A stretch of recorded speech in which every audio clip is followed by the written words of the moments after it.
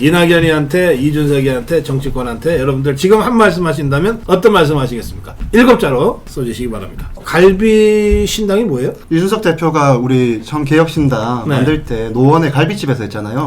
그래서 갈비신당이라고 부르는 거고요. 이 갈비신당의 목적이 무엇이었냐. 결국에는 이런 먹튀를 하기 위한 6억이면 어마어마한 돈 아닌가요? 지금 민주당을 꼬셔가지고 데리고 왔다가 이제 헤어지는 수순에 따라서 6억이라는 돈이 지금 생긴 거 아니에요. 결국 갈비신당의 목적은 6억으로 갈비를 먹으려고 했는지는 모르겠지만 어쨌든 간에 국민들을 완전 속이고 한 거다. 그래서 결과적으로 제가 드리고 싶은 얘기는 이 정당이라는 거는 이념과 철학, 집단체로서 그것을 국민들께 설명하고 그리고 수권 정당으로 나아가서 집권하는 걸 목적으로 하는 것이 정당입니다. 이렇게 잡당법처럼 이념과 철학이 맞춰지지도 않은 사람들끼리 모이면 결국 이렇게 찢어질 수밖에 없고 이것이 결과적으로 이준석 대표가 그동안 말했던 모든 걸 엎은 사례라고 보여집니다. 그래서 이렇게 우스꽝스럽게밖에 얘기할 수밖에 없는 된 이준석 대표 본인을 좀 돌아봤으면 좋겠습니다. 알겠습니다. 최근 조사가 대통령 지지율도 40%대로 올라가고 한동훈 비대위원장은 이재명이 보다 훨씬 앞서가고 당도 민주당보다 훨씬 앞서가는 이게 동반 상승이 확인되는 조사가 나와서 다들 기분이 좋아졌어요. 실제로 이게 현장에서 그런 동반 상승의 분위기가 좀 느껴지십니까? 느껴집니다. 일반 그냥 그 상가, 가게, 현장, 시장 이런 데 다 돌아다니는데 한동훈 효과가 분명히 있어요. 거의 신드롬이라고 여겨질 만큼 한동훈 비대위원장이 약자에 대한 그 배려가 있어요. 그 정책적인 것도 그렇고 한마디 한마디 하는 게 그런 게 지금 굉장히 그 좋은 효과를 불러오고 있고요.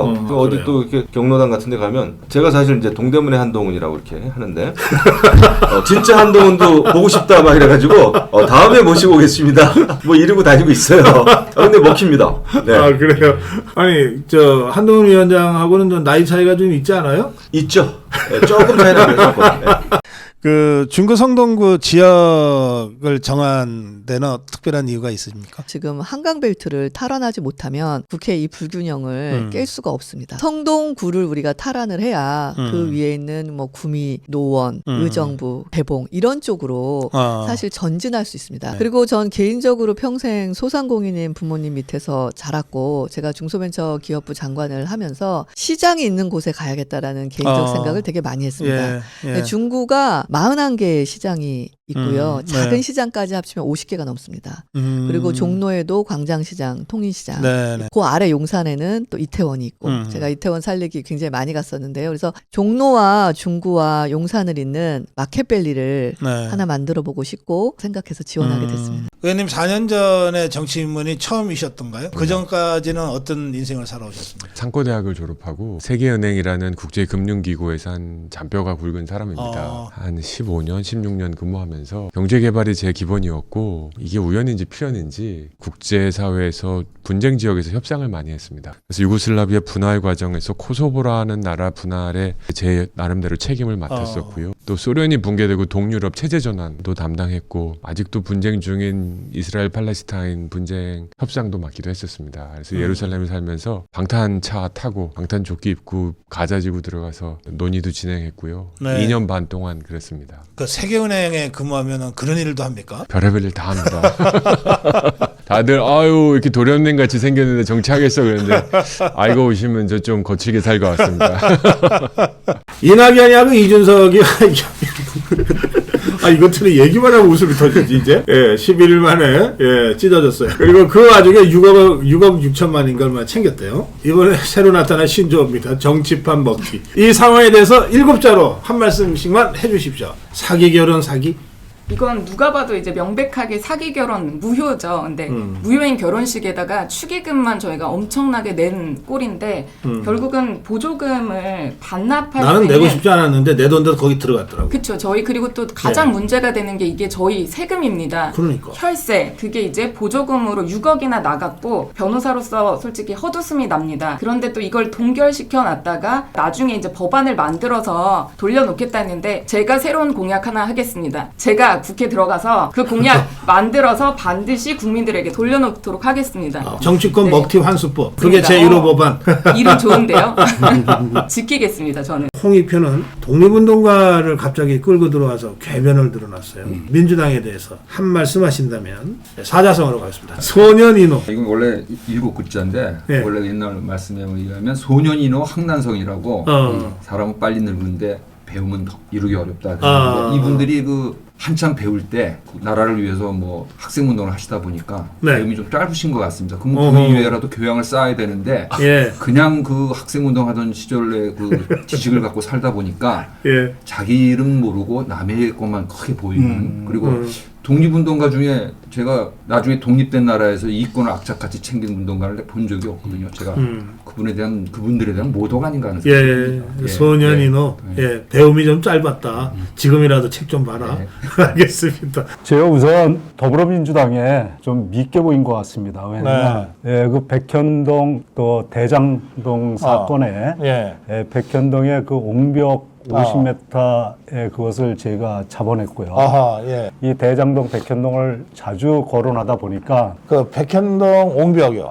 예. 야, 그 어떻게 그렇게 아파트를 지어놓고 사는지 모르겠네. 그 어떻게 그걸 밝혀내셨어요? 뭐 저 현장에 우리 보좌관들이 예. 예, 확인을 해가지고 네네. 이 부분에 대해서 도저히 아파트 허가가 나갈 수 없는데 네. 예, 아파트 허가를 내준 것이 예. 예, 그것이 이제 뭐 하고 딱 봐도 이건 문제가 있다. 예, 그렇죠. 예. 우리 박종성 이사장이 생각하는 양주는 어떤 곳입니까? 앞으로 만들어가고 싶은 양주? 제가 이제 목적을 달성을 하면은 적극적으로 해야 하는 그런 네. 부분들이 꼭 두 가지가 있습니다. 첫 번째는 경기 북도가 신설되는데 총력을 기울이려고 합니다. 왜냐하면은 경기 북도가 새로 신설이 돼도 인구가 그렇게 많은데도 불구하고 지역 총 생산은 상당히 낮습니다. 각종 규제가 많아가지고 발전이 더뎌 왔습니다. 그래서 경기 북도가 신설이 되면은 그러한 부분들을 해소를 시켜가지고 양주시가 그 중추적인 네. 역할을 할 수 있도록 만들 작정이고요. 두 번째는 양주시가 상당히 부지가 많이 있습니다. 그래서 대기업을 유치하는데 바이오 산업을 양주시에다가 중심축을 놓고 의정부, 포천, 연천, 동두천을 같은 클러스터를 만들 그런 생각을 가지고 있습니다. 이번에 잘 돼가지고 그러한 부분이 이루어졌으면 좋겠다는 소망을 알겠습니다. 가져봅니다. 자기 적 빼고 이번 총선 최대 이변은 이 지역의 이 후보가 일을 낼 거다. 그렇지. 품앗이 해야지. 우리 이문열 후보는 김포갑의 박진호다. 그럼 이제 의정부 해야지. 박진호 후보는요, 잘 아시겠지만 지난 총선에도 최연소 후보로 나왔다가 아쉽게 졌습니다. 근데 또 나와서 4년 동안 지역구를 다지고 있는 분이 그렇게 많지 않으세요, 생각보다. 4년 동안 탄탄히 다졌고 드디어 김포에서도 우리 당이 승리할 수 있는 기회라고 저는 생각합니다. 자, 그럼 박진호. 저도 이제 경기도 이제 당협위원장을 오래 하다 보니까 어느 지역에 어디서 누가 열심히 하고 있었다는 이야기 서로 막 공유도 하고 그랬었습니다. 근데 이제 전희경 비서관이 무조건 전략공천을 받을 것이다 이런 이야기가 있었는데 그러면 거기서 경선하게 되면 누가 가장 두려운 방치냐 이런 정보를 제가 여러 군데서 받았는데 그중에 이문열 후보의 이야기가 가장 많았다는 점이 이번 선거에서 가장 큰 이변이 될 수 있지 않을까 이런 생각이 참고로 초면입니다. 여러분 짠 거 아닙니다. 남양주갑 예비후보 유낙주입니다. 저는 13대째 남양주에서 살고 있습니다. 전 2020년 연평도 보육전 때 직접 북한 땅에 사격 명령을 해서 승전으로 이끈 바 있습니다.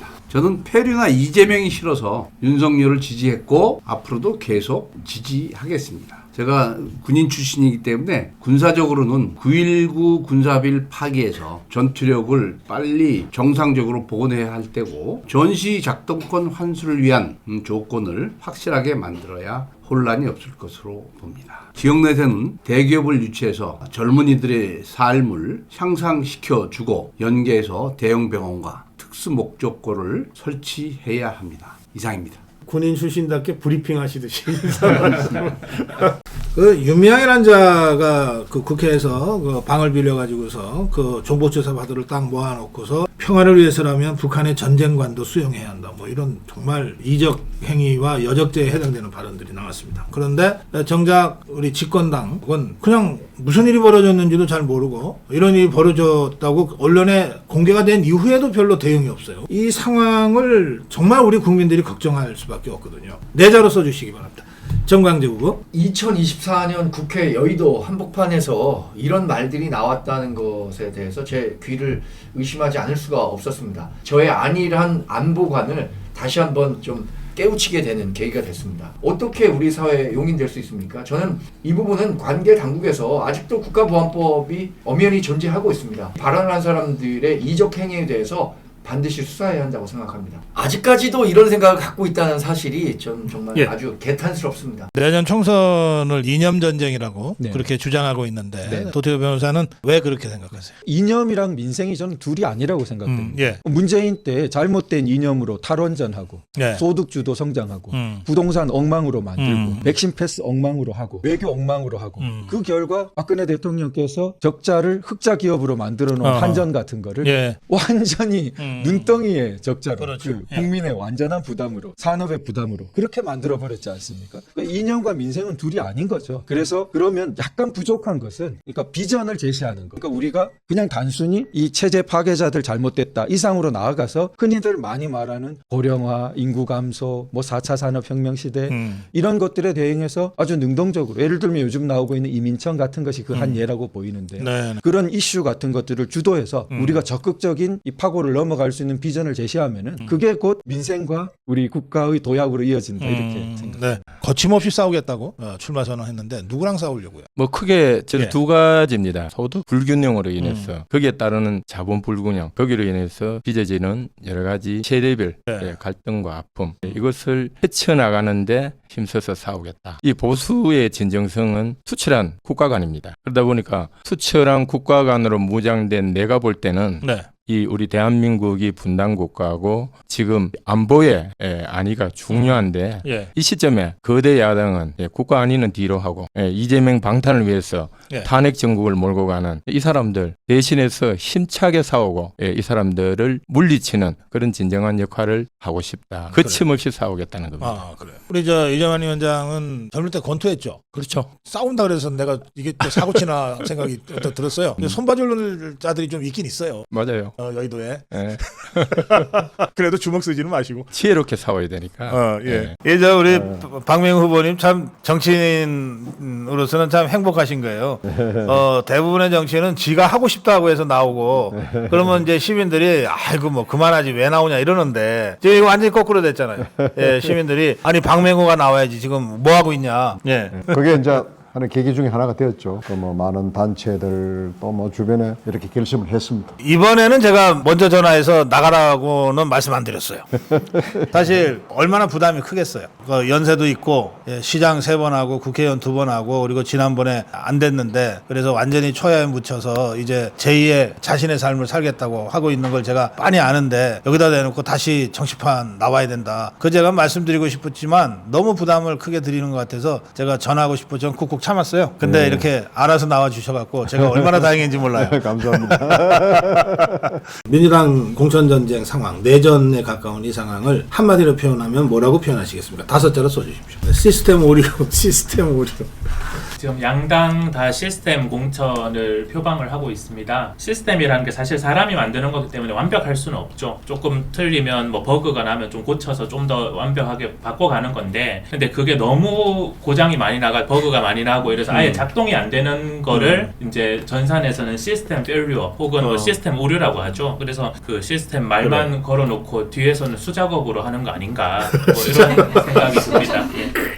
시스템 오류가 나면 어떻게 해야 돼요? 예. 그렇게 하려면 일단 샷다운 해야 되는 거 아니에요? 그렇죠. 일단 샷다운 해놓고 예, 나서 예, 뭐 리셋을 하든지 뭐 하든지 그래야 완전한 거 아니에요? 네. 근데 지금 이제 총선이 급하니까 리셋할 시간이 없잖아요. 아니 급한 건 지그들이지.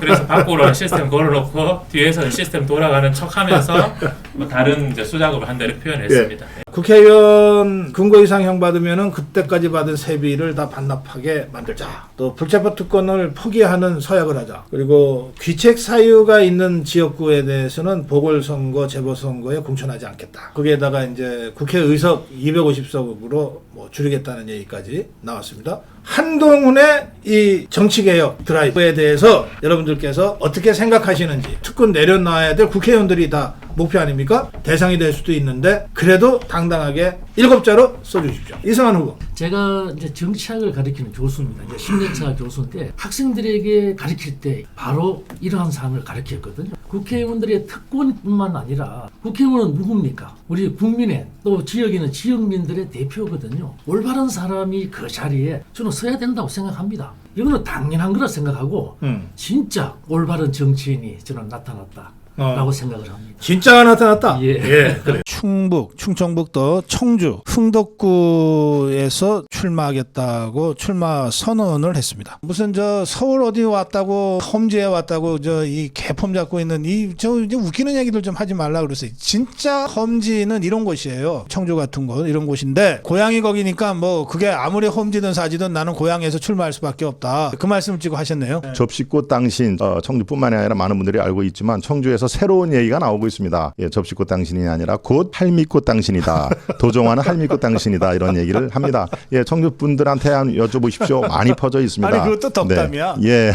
할미꽃 얼마나 예쁜데. 접시꽃은 아무데나 꽂아놔도 막 잘 피는데 할미꽃은 그 관리가 좀 어려워요. 그래가지고 예. 산에서 발견하면 이렇게 모종을 잘 떠가지고 이 집에서 키우는 분들이 계신데 그거 진짜 예쁘거든요. 예, 덕담을 해주셨네. 접시꽃이 아니라 할미꽃이다. 멋진 덕담이시네. 네. 제가 이제 확실하게 말씀드릴 수 있는 건 이재명 전략은 아주 단순합니다. 다음 대선에 출마하는 겁니다. 되면 본인을 사면해버리고 그러기 위해서 뭐 해야 됩니까? 다른 후보들을 다 제껴야 됩니다. 그래서 저는 총선이 패배하면 이재명 물러날까 그런 얘기 다 틀렸다고 봅니다. 무조건 이재명은 계속 갑니다. 다음 민주당 후보는 이재명이 될 거라고 보고 있습니다. 하루살이한테는 사계절이 아무 의미가 없어요. 오로지 오늘 내가 얼마나 잘 먹고 잘 사느냐. 그러니까 이재명의 정신 상태가 딱 그 수준이다. 그래서 이재명을 자꾸 민주당 뭐 이런 거에서 보면 자꾸 틀립니다. 오늘 당장. 그리고 제가 이건 확실하게 제가 지금까지 틀려본 적이 없어요. 그리고 뭐 전략적이지도 않아요. 구속영장이 부결됐는데 알았으면 단식 안 했겠죠. 오늘 당장 그렇잖아요. 어제 오늘 언론 보도를 보면 강서구청장 선거 지원 유세한다고 하면서 재판부에서 6일날 나오라 그런가 나 건강이 안 좋아서 못 나간다고 했다는 거예요. 너무 이상하잖아요 이게. 김장수 박사가 진짜 이재명 일타 강사네. 2020년 4.15 총선 때 그때 당의 대변인 그걸 맡고 계셨죠. 그런데 그때 지역에서 출마도 했잖아요. 아니 지역구 후보가 왜 갑자기 선거하다 말고 종로를 가냐고. 일당의 대표입니다. 대표가 종로 험지를 선택해서 출마를 했는데 당직자들이 아무도 돌아보는 사람이 없었어요. 이게 정말 말이 되나. 제가 마지막까지 좀 도와드리는 것이 제가 대변인으로서 제 둘이다 해서 나름 많이 다녔는데 우리 캠프에서도 정말 많이 만류를 했죠. 지금 때가 올 때인데 맨날 서울을 올라가서 황교안 대표님을 돕고 있느냐.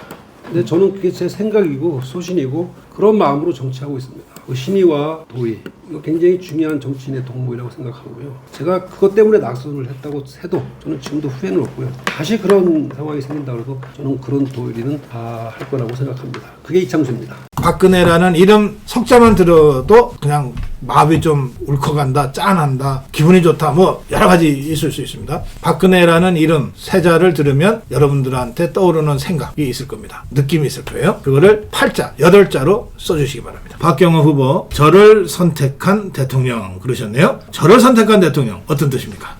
제가 박근혜 정부 때 거리기원회 부패방지 부위원장 차관으로 임명이 됐습니다. 그래서 대통령께서 저를 발탁해 주셨기 때문에 나중에 그 안타까운 일이 있을 때 너무 마음이 아팠습니다. 그러셨군요. 그 부패방지위원회 부위원장을 마지막 공직으로 했나요? 예. 그리고서 이제 정치권에 들어오셨나요? 문재인 정부 때 쫓겨났죠, 제가 이제. 쫓겨났구나. 감옥까지는 안 가시고? 아니, 그냥 뭐 사직하는 걸로 막 사임하는 걸로.